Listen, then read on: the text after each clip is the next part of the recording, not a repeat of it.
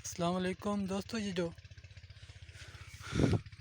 बाग का ये जो पौधा है ना, इसमें से मिट्टी निकालनी नहीं है। इसमें से मिट्टी जितनी इसके नीचे होगी उसको उतना फ़ायदा होगा। उसकी गोडी जो है रंबे के साथ करनी चाहिए, ठीक है।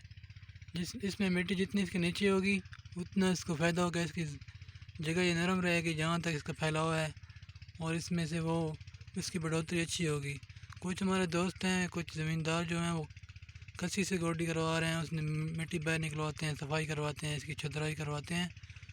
इससे हमें नुकसान होता है पौधे को। पौधे की जड़ें ज़ख्मी होती हैं और इसमें बीमारी लग जाती है, जिससे पौधे हमारे सूख जाते हैं। कोशिश करें कि इसमें नीचे से हाथ से रंबे से गोडी करें और रंबे से सफाई करवाएं।